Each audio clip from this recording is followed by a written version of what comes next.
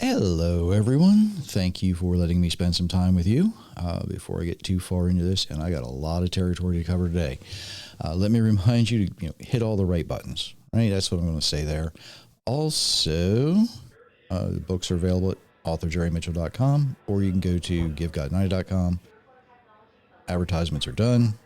Got a lot of territory to cover because I said something in the last episode, and I said that it probably deserves its own episode. I need to expand on that. And what I said was, our Creator doesn't make deals, He makes promises. And I started thinking about that, and I know some of you are going to say, well, that's dangerous. Yeah, it can be. When I started thinking, you never know what I'm going to come up with, right? There's been a lot of talk, especially in the United States over the last several months, about reaching a deal with Iran, right? The arrangement between the United States and Iran. And Iran has used a lot of that time as a stall tactic. It's tried to rebuild a former semblance of itself, and it's not working. Not going to go there today. But keep that in mind as we dig through this. You might see some parallels here. I was looking at the Hebrew words that are typically translated in the Bible as promise, and I realized that the Hebrew language has actually evolved over the years slightly, right? Not as much as English has, certainly. But there is a slight difference between biblical Hebrew and modern Hebrew. Not a great deal, but some. The word pledge is one that is different. When we pledge something biblically, right, in the biblical definition, is when you pledge something of value must be attached to it. Even if that pledge is our honor, our life, but it typically is going to be some type of physical collateral. A promise, on the other hand, is different in that it is your word. It's simply the words that you speak. And we often see the phrase, the Lord spoke, or thus saith the Lord, but it can also be the Lord said. Couple of different words used in those phrasings in the original Hebrew. Deuteronomy 1:11, may the Lord, the God of your fathers, increase you 1,000 times over and bless you as He has promised. Not going to dig into the linguistics here, not in detail, but the word for promise is often translated as spoke or to speak. Genesis 1:3, and God said, let there be light, and there was light. Different word, but it is sometimes translated in some modern Bibles, English Bibles, as promise. An example of pledge is different. If you look at Genesis 38:18, what pledge should I give you? He asked. And she answered, your seal and your cord and the staff in your hand. See the difference? What pledge should I give you? Your seal, your cord, and the staff in your hand. Now, our Creator's word is His promise. Much like, He speaks to Joshua after the death of Moses to reassure him. It's in Joshua 1, but in Joshua 1:9, have I not commanded you to be strong and courageous? Do not be afraid, do not be discouraged, for the Lord your God is with you wherever you go. Wherever you go. That is His word, His promise to Joshua. Now, there are some people that think the covenants that were made are a type of deal. But there is a huge, significant difference. When you're making a deal, there's negotiations. One side gets to say one thing, one side gets to present something else, and there's counter negotiations that go on.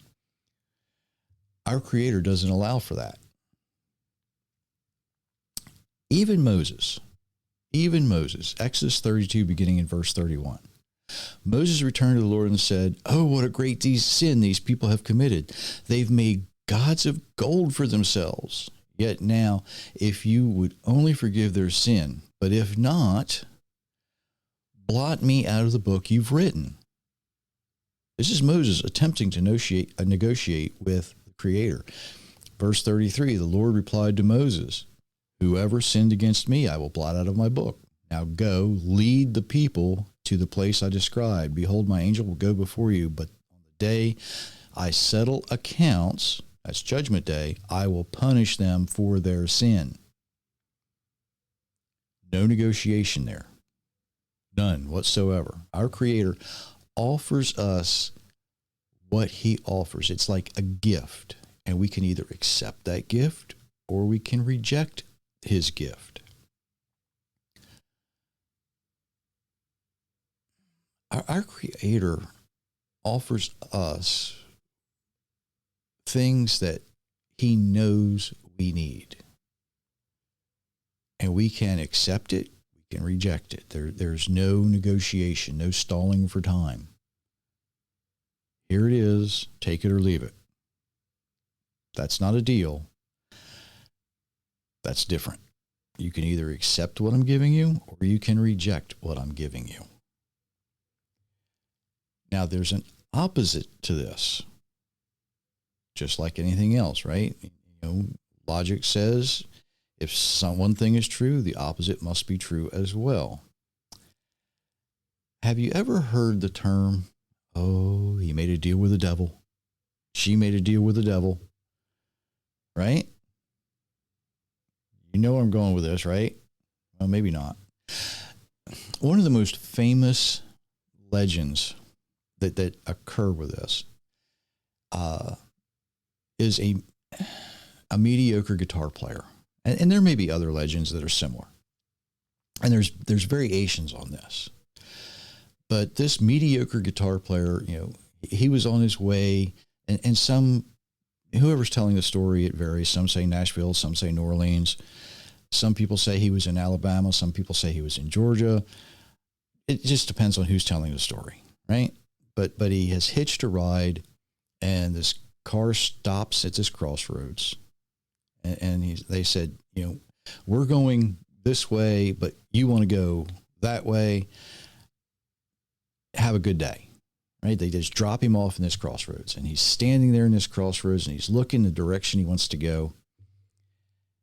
And he takes a deep breath, and he says out loud, "Oh, if I could just be the best guitar player that, be famous, I would sell my soul." And at that moment, he hears a voice behind him. "Did you really mean that?" He turns around. He knew he was alone, but here's somebody standing there. Happens to be a demon at this time. And he says, "Well, yeah, I meant that. I'd sell my soul to be the best guitar player ever." This demon pulls out this piece of paper and says, "Sign right here. I will make you the best guitar player ever." Now, legends vary again, right? He signs it. Some legends say they bury this deal in the crossroads. Others leave that part out. Just kind of depends on who's telling the story. But as soon as they make the deal, the demon's gone, and he hears another car approaching. It happens to be this big fancy car, and he's going all the way to where this player's going. And when he gets there, he can play that guitar like nobody ever played before. And he became famous. Right? Now, see, there were negotiations that would happen there, I'm willing to sell my soul. You're willing to buy it for this? Okay, we can have this arrangement. You don't want to do that. You do not want to do that. Don't ever do that. Your soul is not yours to sell. It belongs to your Creator. He gave it to you. Right? He gives it to you at conception, by the way. And you can deal with the devil, you can deal with the demon, but you cannot negotiate and cut a deal with the Creator. And that brings me to something that some of you might have tried. I don't know if you've ever tried this or not, where you pray to God. Something happens, right? And it can be something you want that you think is good. It can be something that happened that is bad. And you say, oh, Lord, if you'll just fix this for me, I will do. And you list the things you do.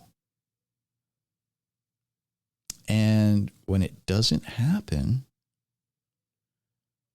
well, when it doesn't happen, it's like, oh, God said no.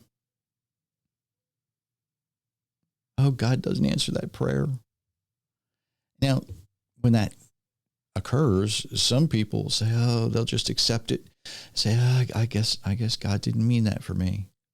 And other people get angry with God and they say, well, this God isn't real. He can't be. He didn't answer my prayer. And I ask it just like it said in the Bible. You can't do that. In fact, the only real negotiation that happens in the Bible is, God's going to destroy the cities on the plain, right? Sodom and Gomorrah, along with the others. And Abraham at the time says, well, wait a minute. What if there's 50 righteous people that live there? God says, well, I don't know. Well, what if there's 40? What if there's one? What if there's just one righteous person where you still destroy the city? But what happens is that God sent the angel. We know about Lot's wife. There may have been others, but he sent the angel to bring Lot and his family out because they were, well, his wife may not have been, right? She turns around and looks, turns into a pillar of salt. She might not have been righteous. But then he destroys the cities. He saves the righteous and destroys everything else. See, our Creator doesn't make deals. Our Creator doesn't make deals. He makes promises. His word is his promise. And his word is given to us through the prophets. It is available to us. We know what it is. His words are binding if we choose to accept them. Now, you can reject them. Don't recommend it, but you can. You can't, I'm not going to say you can't think about it, right? That's the wrong word there. You can't stall. You can't say, I'll get around to accepting it one of these days. I'll do it one of these days. Yeah. There was a pastor I knew a long time ago who said the secret, if you want to live the way you want to live, is to repent the day before you die. The problem is you don't know when that day is, right? Right? You never know when that day is. So you can't really use it as a stall tactic. I'll get around to it one of these days. Yeah, I know it's true, but I'll get around to it one of these days. We don't have that opportunity to negotiate. We don't have the opportunity to add to his words. We can't subtract from his words. They are what they are. And you don't have the freedom to negotiate with our Creator. We don't get to say, oh God, if you'll do this, I'll do that. He says, no. If you do, if you do, I will. We have to take them for what they are. We have to take them for what they are. If you choose to believe the God of Abraham is the Creator, if you choose to accept the things he's willing to give you, you are legally bound to his words. And I know a lot of people aren't going to like that language, right? Oh, it's legalism. No, it's not. It's simply the way it is. You are bound by your decision. You're bound by your decision. And it's a package deal. He says you take it all or none. You don't get to pick and choose. You know, well, I like this command. I like this command. I don't like that command. I can't do that. And he's saying, no. You get it all or none. This is an all or nothing deal. It's an all or nothing deal. And he doesn't include any religious systems, right? No denominations, no traditions. He simply says, this is how I want to be worshiped. This is how I want you to live. Here are my words. His promise that if we live the way we are designed to live, we will be his people and he will be our God. It's a package deal. Well, I shouldn't say deal there, should I? But you understand what I mean. You take it all or nothing. You take it all or nothing. And he doesn't say, for our Creator, there's no religious systems. There's no Judaism, no Christianity. It's do it my way or your way. He would prefer we did it his way. Because when we do it his way, we accept all that he has to offer. We accept everything. And he will, in turn, treat us as his people. And he will be our God. Something to think about until next time. And until then, I do wish you many, many blessings, everyone.